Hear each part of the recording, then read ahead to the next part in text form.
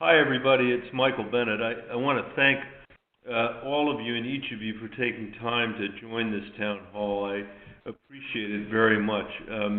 We wanted to pull this event together to talk about the child tax credit and the changes that we're making and what it means for kids and families across Colorado. We also wanted to give you the chance to ask any questions or share any concerns you might have about the credit, and we'll do our best to address them.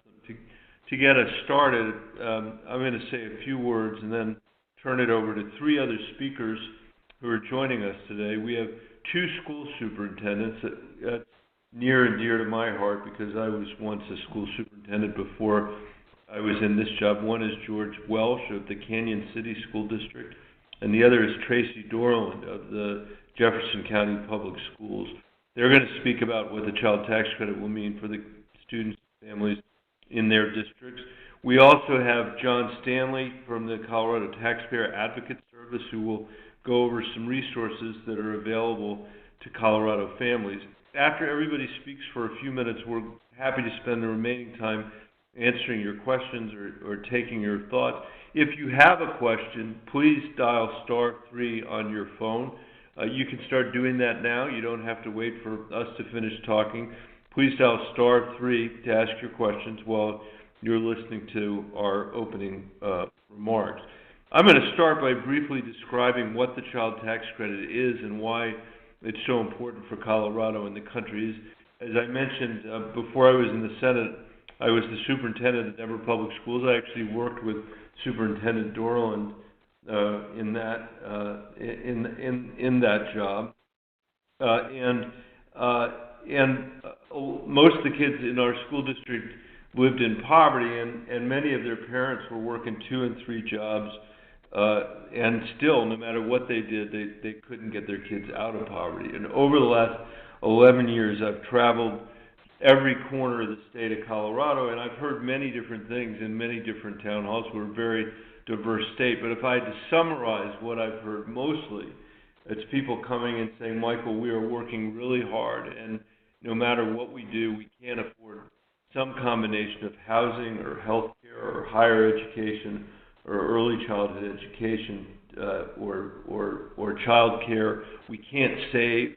We're worried that our kids are going to live a more diminished life than we've lived, and we're already think we're living in some ways a harder life than our parents did. And that's all the anecdotal reflection of an economy that for 50 years has worked really well for the top 10% of Americans, but has not worked very well for everybody else, which is 9 out of 10 Coloradans or 9 out of 10 Americans. And it's for that reason that I've been fighting for years to expand the child tax credit, and I could not be happier that we were able to have it included in President Biden's American Rescue Plan. In my view, the expanded child tax credit is the biggest investment Washington has made in kids and families in more than a generation. It's the most progressive change to the tax code in my lifetime, and what it means is that 3 days from now, on July 15th, 39 million families across the country will receive the first monthly payment of the expanded child tax credit. That includes 96% of families with kids in Colorado. Families are going to receive $250 a month per child and $300 a month for kids under the age of 6. For the first time, the tax credit is fully refundable, which is just all that means is that now the poorest families in Colorado and across the country who for many years were not eligible for the tax credit because they were too poor now are eligible for the tax credit. So if you look at the increases to over a year of $3,000 or $3,600 for kids under the age of 6, what you see is that this expanded tax credit is going to cut childhood poverty almost in half this year in America. It's going to lift 57,000 kids in Colorado out of poverty and benefit over 1 million kids in our state. And I think for families, it's going to mean just a little bit of help to cover groceries or rent or school supplies, or maybe even help people save for a college fund. It's going to provide a measure of economic security for millions of families that have been living on the edge for many years. And that's why all of us need to make sure that everyone who's eligible for the credit actually receives it. And the good news here is that if you've already filed your taxes for the year, you don't have to do anything else. You should automatically receive the payment in the mail or as a direct deposit around July 15th. And if you don't file taxes, you can still go to www.childtaxcredit.gov. That's www.childtaxcredit.gov, and use the sign-up tool for non-filers of tax returns. This tax credit, I think, could make a massive difference in the lives of kids and families across the state. So I would be very grateful for any help any of you can give to get the word out about this in the days and weeks ahead. In the meantime, back here in Washington, which is where I am tonight, we're fighting to continue to try to make this credit permanent, because right now the credits are set to expire in a year. Washington has cut taxes over and over and over again since 2001 for the wealthiest Americans, and this is an opportunity instead to make sure that we're doing the right thing for working American families and for the middle class on the back end of this pandemic. I think we have a historic opportunity to invest in kids and working families in a way that could transform not only their futures but America's future as well, and it's why I'm going to do absolutely everything I can to make the expanded child tax credit permanent in the days ahead. So with that, I'm happy to turn it over to our guests, George and Tracy and John. Before I turn it to George, I want to remind everybody to dial *3 to ask your questions while our guests are sharing their opening remarks. And now I am delighted to introduce George Welsh, who, as I mentioned, is the superintendent of the Canyon City School District, to tell us a little bit more about what the tax credit will mean to the kids and families in his school district. So, George, take it away. Thank you, Senator Bennet. I appreciate you inviting me to be part of this conversation, and I also appreciate all the work you've been doing so far to get much-needed, I guess for lack of better terminology, stimulus out to Americans, including some good funding that has come to our school districts in the form of ESSER dollars that are helping us reopen our doors and re-engage families in learning. So it's pretty exciting. What I would like to do is just share a little bit about my community so you know the perspective I'm coming from. Canyon City Schools is in Fremont County, sort of to the west and south of Colorado Springs, directly to the west of Pueblo. We have about 3,600 students, part rural and you might call it a little bit part urban. We're a large rural community, but we also have a pretty high poverty rate. More than half of our kids who attend school in Canyon City Schools attend from a standpoint of qualifying for free and reduced lunch. And a major benefit I see in the child tax credit is there's really no prescriptive way for this money to be used. This is decisions families can make, but I would like to offer some ideas as to how best they might be able to take advantage of it. My hopes are that families can take advantage of this to improve food security. You know, there's been a lot of communities all over the country who've been making sure kids can eat, but I also know there's some adults who struggle with that, and a lot of adults who sometimes go without so that their kids can go with, and so it's a great opportunity for families to do that.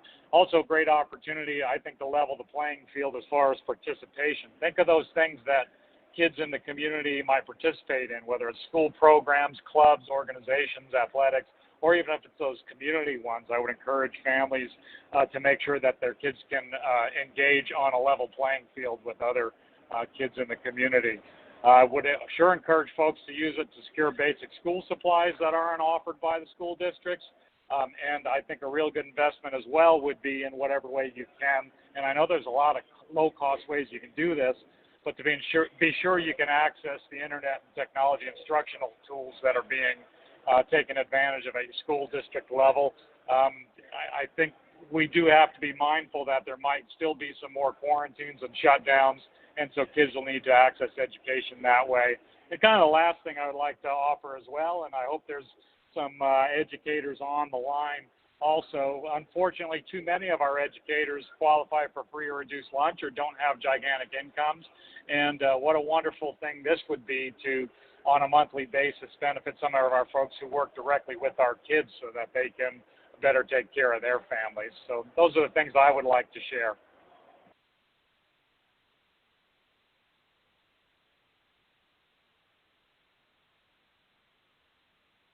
Thanks, George. This is Tracy Dorland. I'm the superintendent in Jeffco Public Schools, and I believe it's my turn to talk a little bit about Jeffco and how the child tax credit can benefit our community. I am proud to serve as the superintendent of Jeffco Public Schools. We are the second largest school district in the state of Colorado, serving about 80,000 students from preschool through 12th grade. About 8% of our students have a native language other than English and are emerging bilingual students, and about 31% of our students qualify for free and reduced lunch status in Jeffco.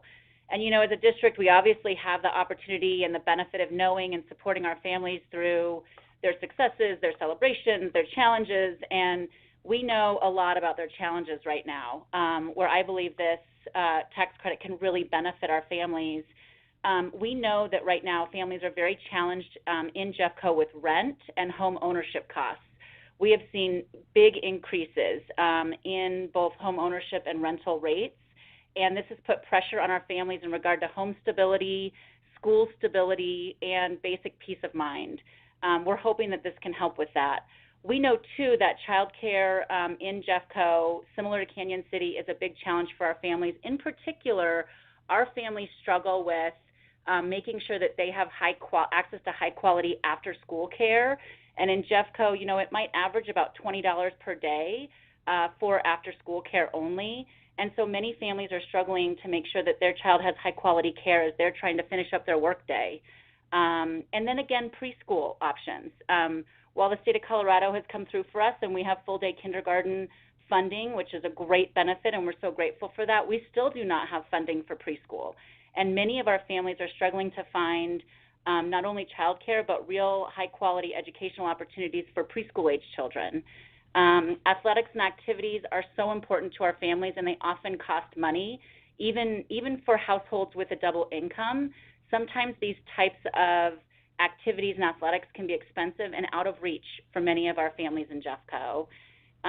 We know, too, food security is an issue.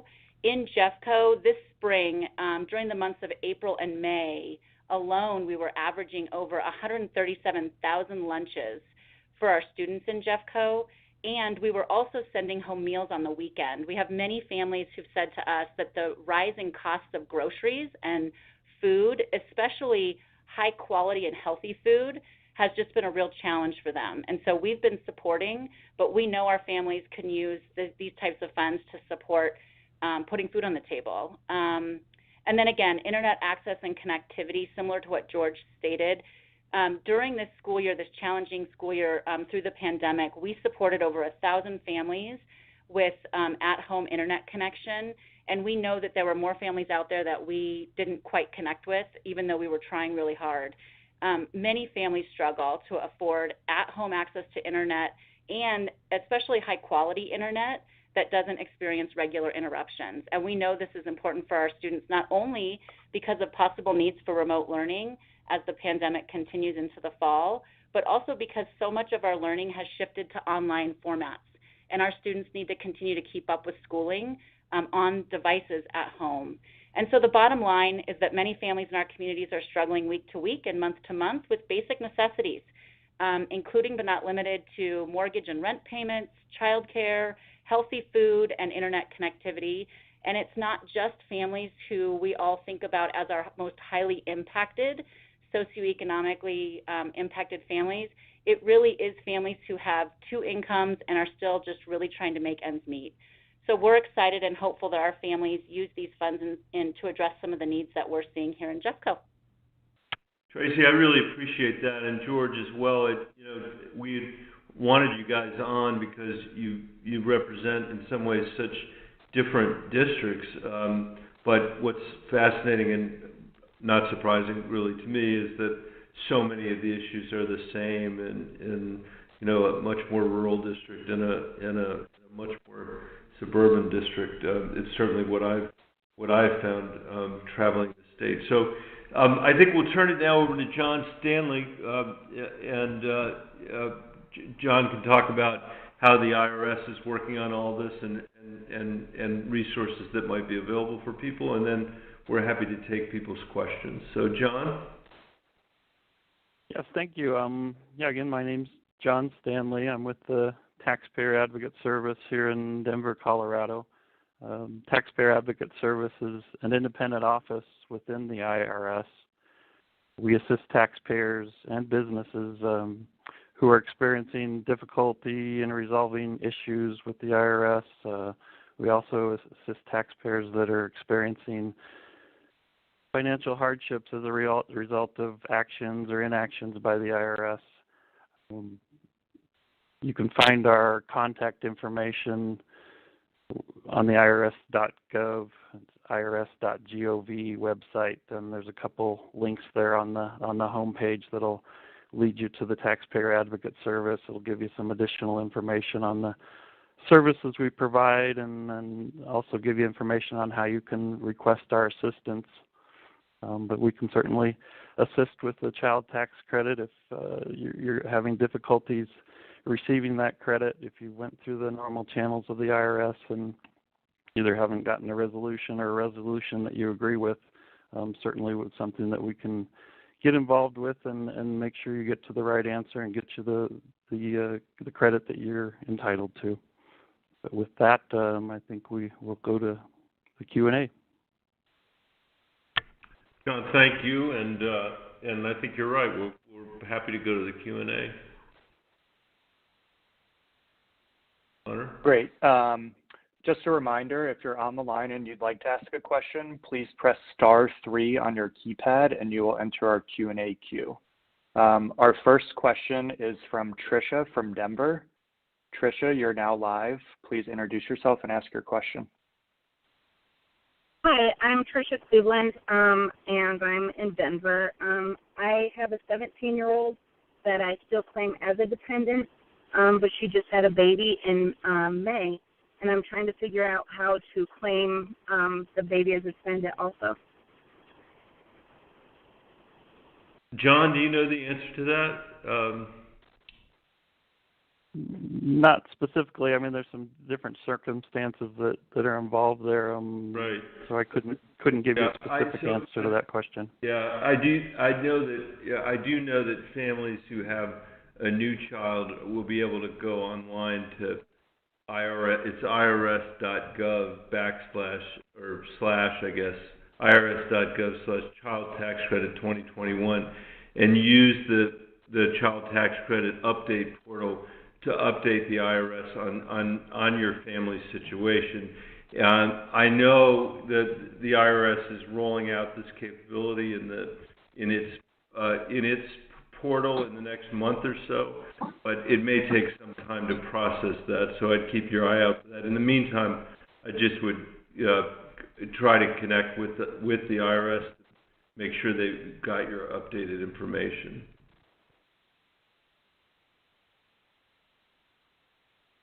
Great. Our next question is from Carla from Pueblo. Carla, you are now live. Please introduce yourself and ask your question. Hi, I'm Carla Ashley. I'm from Pueblo, Colorado, and I actually have 3 questions.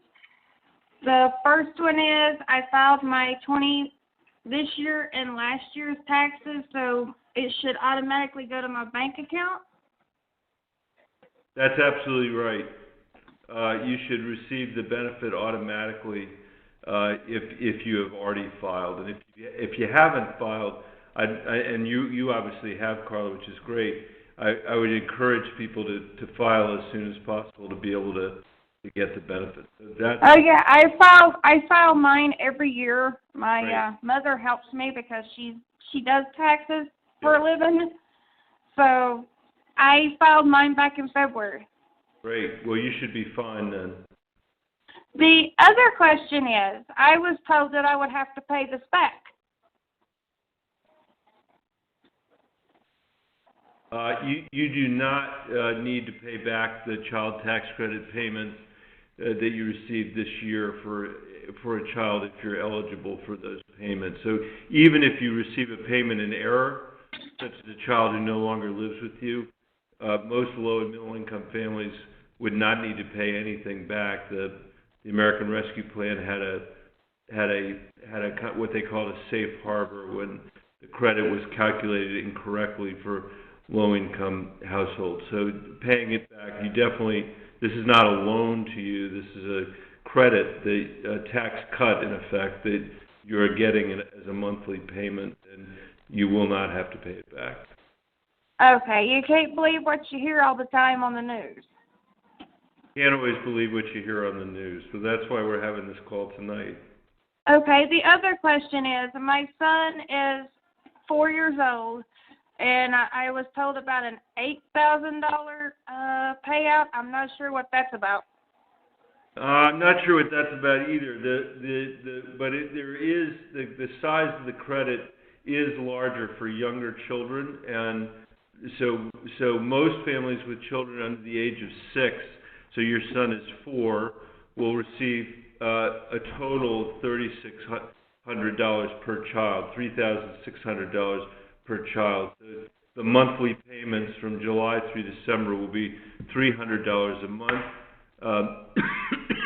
for children under the age of 6, compared to $250 for kids that are over the age of 6.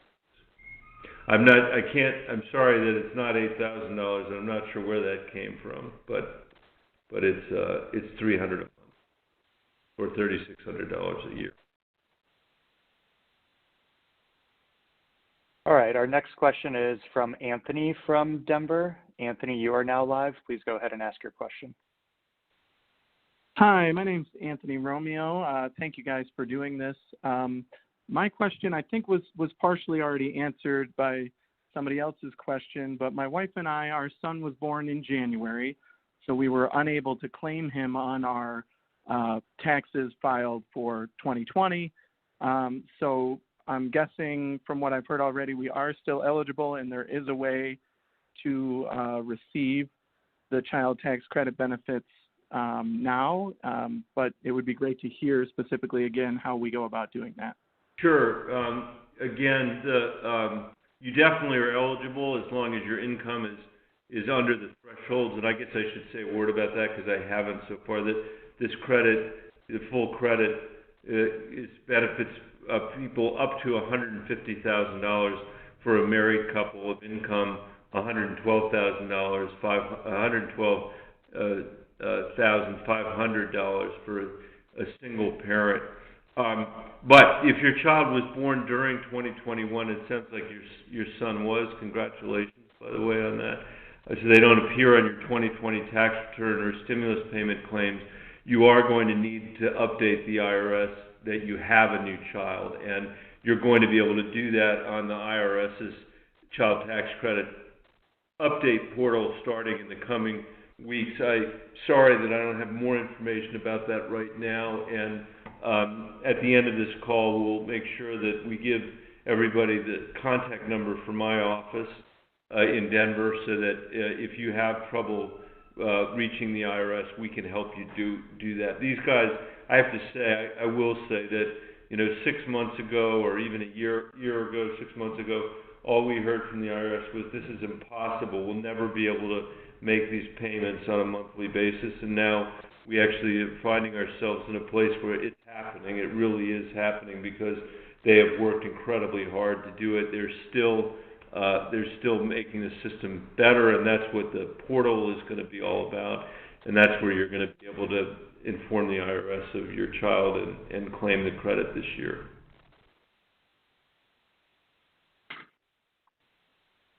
Okay, our next caller is Barbara from Centennial. Barbara, you are now live. Please go ahead and ask your question. Hi, my name is Barb. I'm calling from Centennial, and my question is, my husband and I were retired, but we have custody, court-appointed custody of our 5.5-year-old grandson, and have had since he was 13 months old. and we filed our taxes for 2020 as we usually do electronically. We filed before the deadline in April, and usually we get, it's a matter of a couple, 2-3 weeks before we get our tax return, and we have not gotten our tax return yet, and it's rather a large sum of money that we were counting on having to pay our state and property taxes with. And we're being told that the tax returns are being held up due to the child tax credit, and I just didn't know if other people were experiencing this issue, whether you folks were aware of it, and if there was anything that could be done. Well, I would say, first of all, that generally, I don't think the child tax credit would be a reason for somebody not to receive their tax refund. So that worries me a little bit, and we'll do some exploring on that. I wonder, John, if you've got advice about what Barbara might be able to do here to get her tax refund from the IRS. Yeah, I mean, the child tax credit in itself isn't, it's not a blanket where they're stopping any refunds going out just because the child tax credit's being claimed. There might be more underlying issues there.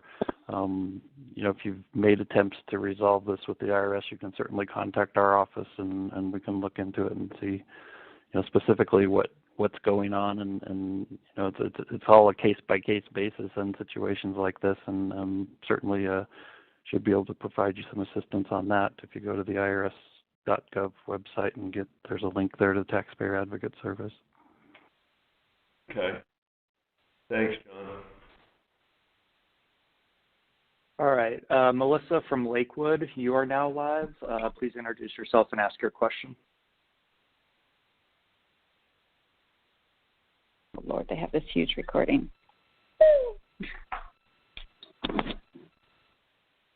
Melissa?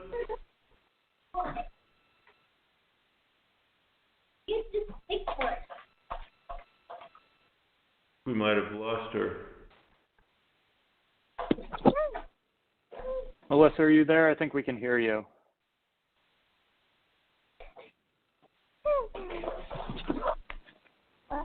Okay, we'll try to come back to Melissa.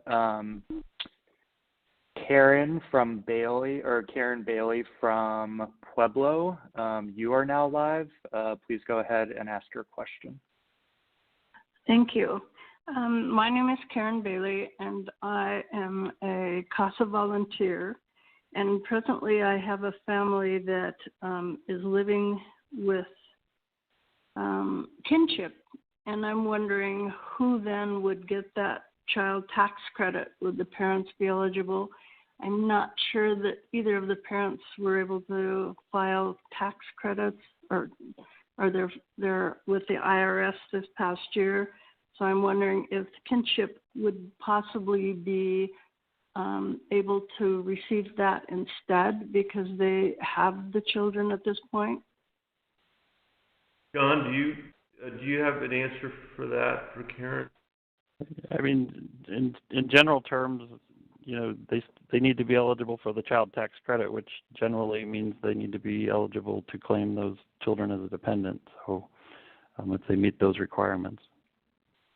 So is that possible if they are raising those children? It's certainly possible, sure. Okay, so they would just go through the child tax credit org or through the IRS to see? Absolutely, and if they meet the eligibility requirements, if not, they'll certainly notify them of the same and let them know what's missing or what's needed before they're eligible. Okay, very good. I appreciate that very much. Thank you. Great, thank you, Karen. Thank you. All right, we're going to try to go back to Melissa here. Melissa, you are now live with us again. Please go ahead and try to ask your question.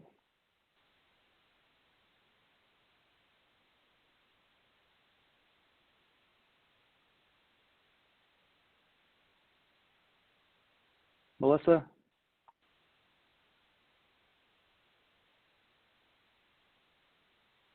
Okay, we will try one more time.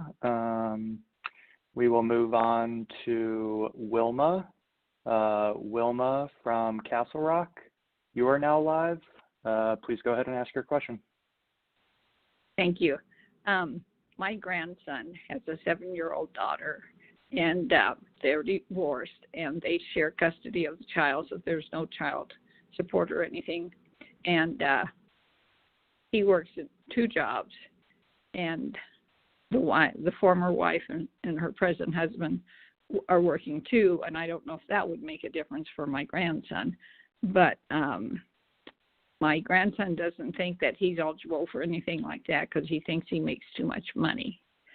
I know he works at the golf course 40 hours a week at $15 an hour. And then he has also been I don't know what it's called, but he sits in when parents and children have visitation time. He's the person who writes down what happens and, protects the child if needed. And I was wondering if he would qualify maybe, and what can I do to help him to reach out to you? Thank you. It sounds like he's got a lot on his plate. I can speak to the income limitations, and maybe I could pitch it over to John to tell you what the IRS recommends for parents who are divorced, so that you can handle that part of it. But in terms of the eligibility for the credit, it is available to families who earn up to $150,000 for a married couple, and $112,500 for a single parent. So if he's not making $112,500, he probably is eligible in terms of the income. And some families who make more than those income limits can receive a partial credit and not the whole thing. So, John, do you want to say a word about parents who are divorced and what resources might be available for them? Sure. It really depends on what the divorce decree says and who's eligible to claim the child each year, and you'd have to get into the decree and see if your son's eligible to claim the children this year, or did they claim last year, and figure it out from there. But it goes back to whether the child can be claimed as a dependent, and that really goes to the divorce decree. Right, and so as a general matter, John, and I guess I used to be a lawyer, but I'm not a tax expert, but the way to think about this is that if you are an adult, you can claim a child as a dependent. The child tax credit comes in your direction for the benefit of that child. Is that right? Correct. And we know that divorce decrees, some years one parent claims as a dependent, another year another parent claims it, and also people's family situation changes as well during the course of the year. And that's why the IRS is going to be setting up a portal for people to be able to update their information. I'm sure it won't work perfectly, and that there will be bumps in the road, but that is going to be the effort to try to have people be able to correct their filing in real time so that the child tax credit goes where it's intended to go.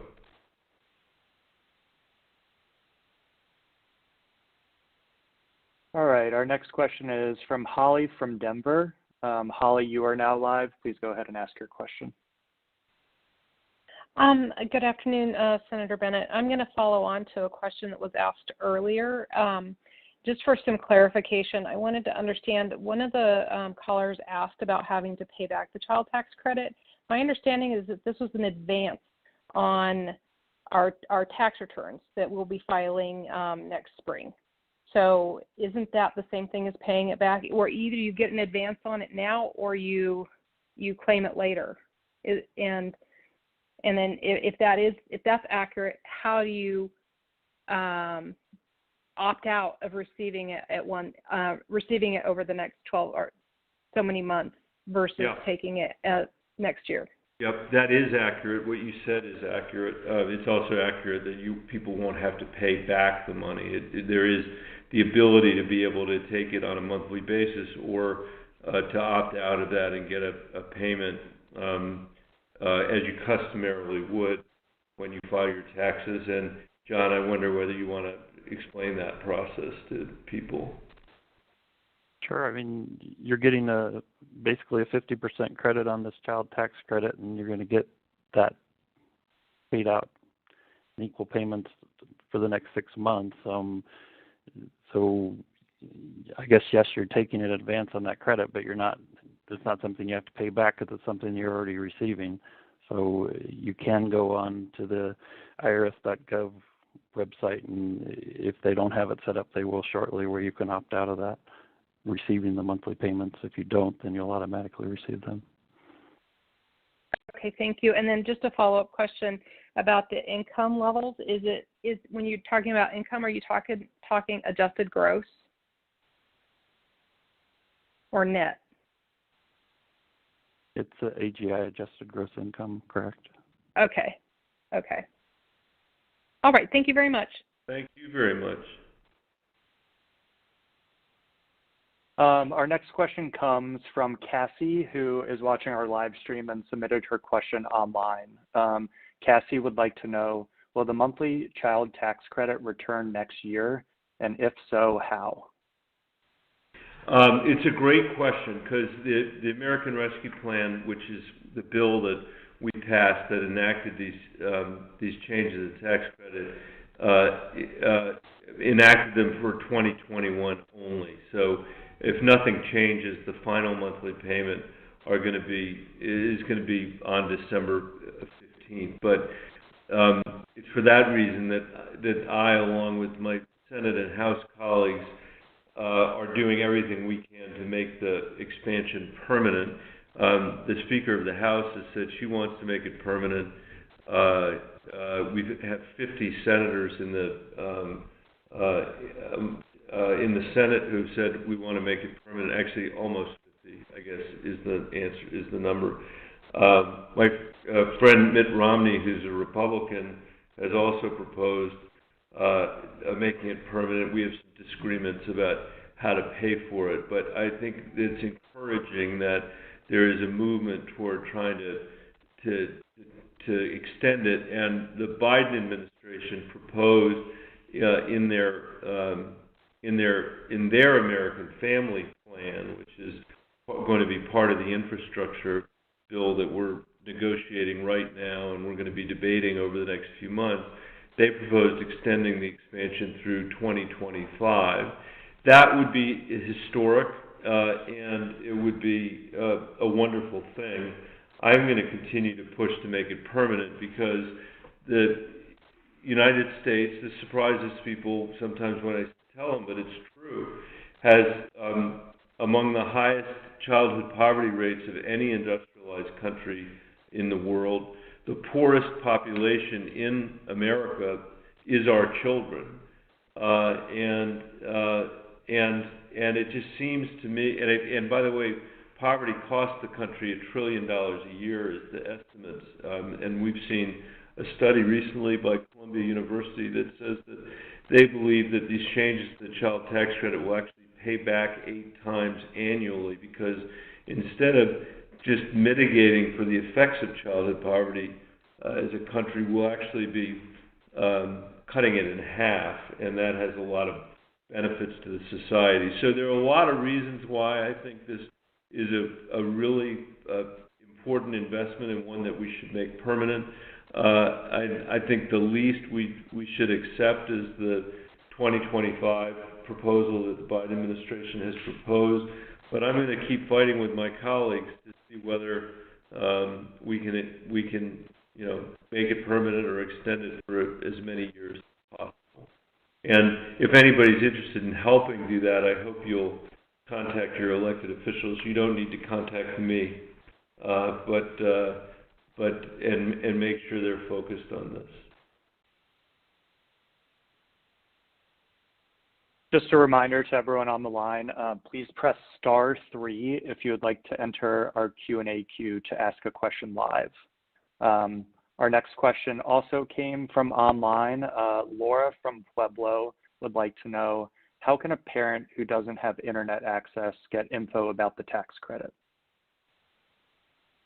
That's a great question, Laura.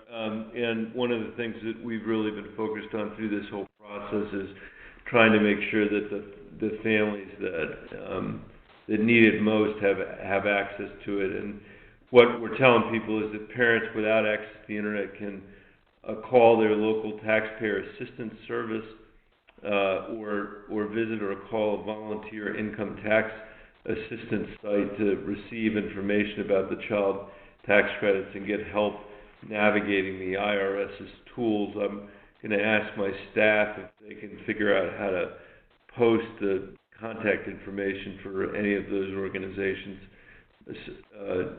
somewhere where it could be made available to you. But that's what we would suggest. All right, next we have Duffy from Pueblo.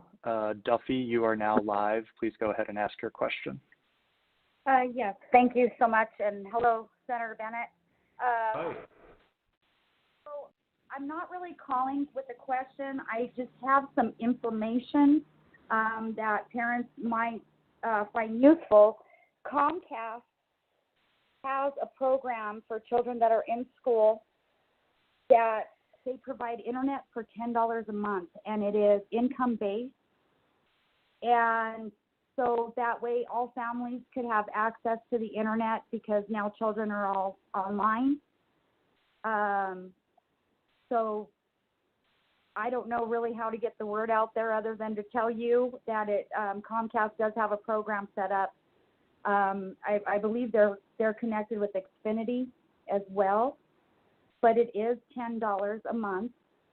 And that was pretty much it. I'm just thankful that you guys are working so hard, and my 16-year-old twins are thankful as well. And thank you for everything you're doing. Well, thank you, Duffy, for raising that. You know, I wonder if George or Tracy would want to speak to this at all.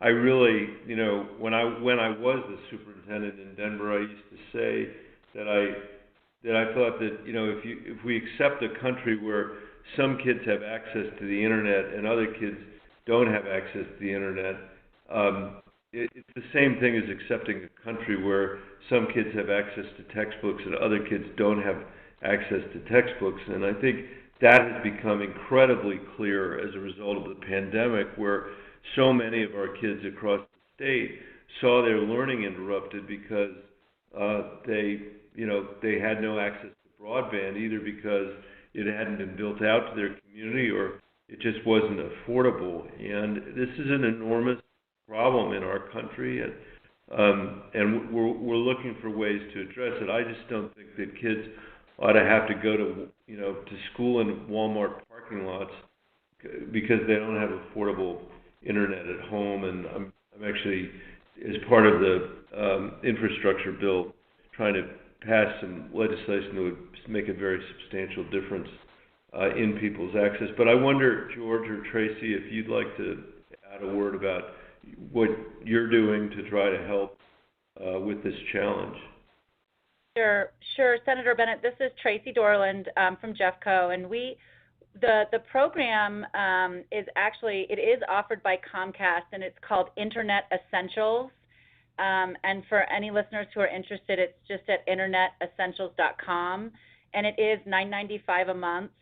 There are no credit checks, no term contract, no cancellation fees. I think we have partnered with Comcast for this opportunity for many of our families, and we have had great success and really grateful to Comcast for that partnership. Because of their infrastructure, they're able to stand it up pretty quickly and be really responsive to our families. So I would recommend for families to look into Internet Essentials from Comcast. It is reasonable and it is reliable. And there are, AT&T, I believe, also has a low-income option for families that they might want to look into, and some other providers in Colorado. But as we know, Comcast is reliable in our state, and they do have this option based on income. The other thing I would just recommend is for families to reach out to their school district for support. When we know that families need help, we find ways to support them. And so always calling your school principal or your school district is another option for families who might be listening and want a resource. Thank you for that.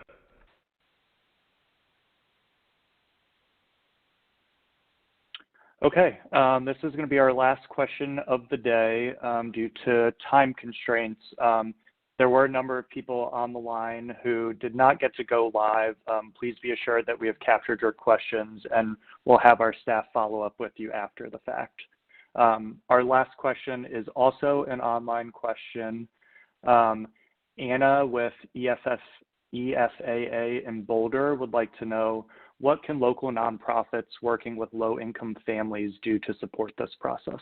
I really appreciate the question, and thank you for everything you do. I was up there recently to visit, and I just think it's really important to get the word out. People, it is really challenging because people live really busy lives, and we're trying to do things like this. We've got our staff has been preparing materials to share with organizations like yours, so you can share them with the families with whom you work. My office obviously is always available to answer questions or to cut through red tape if there are things we can do to be helpful. But this really is going to be a team effort, and I hope that the people on this call who are working with families, whether they're educators or not educators, when somebody shows up and says, well, where did this $300 come from, or this $250 come from this month, and why was it here? I hope we all use that as an opportunity to explain to people what's going on here. And in addition to that, the importance of trying to figure out how to extend it beyond the end of this year, so that we really are able to provide help to people that really need it, which is most families in Colorado and in the country. Connor, I'll turn it back to you for sort of figuring out what our next steps are. Yeah, I think if you want to make some closing remarks or kick it over to John, Tracy, or I think we may have lost our third panelist here, but go ahead and wrap up the call. Okay. John or Tracy, I wonder if there's anything you guys have left that you'd like to say. This would be a good time to do that, and then maybe I'll just say a word of thanks. Nothing more on my end, Senator Bennet. Just thank you for the opportunity to be part of this evening. Thank you so much for doing what you're doing, and thanks for being part of this. John? Yeah, nothing here. Thanks for having me. Well, thanks for all you do as well. And I just want to thank everybody. You didn't need to be on the call tonight, and I know everybody at this hour is getting ready to have the evening with their families, or just to have a peaceful time at the end of the day. I want to thank you for caring about our state and for caring about the country, and we're going to keep fighting to try to make this important benefit permanent for the kids in Colorado and for the American people, and we'll stay in touch on the progress that we make. So thanks, everybody. Connor, thank you for moderating, and thanks to George and Tracy and John for your leadership and for being on the call. Good night, everybody. Yeah, just one final note for those still on. If you do need to reach our office, our Denver office line is 303-455-7600. Again, that's 303-455-7600. Or you can contact us through our website at bennet.senate.gov. Thanks, everyone. Have a great night.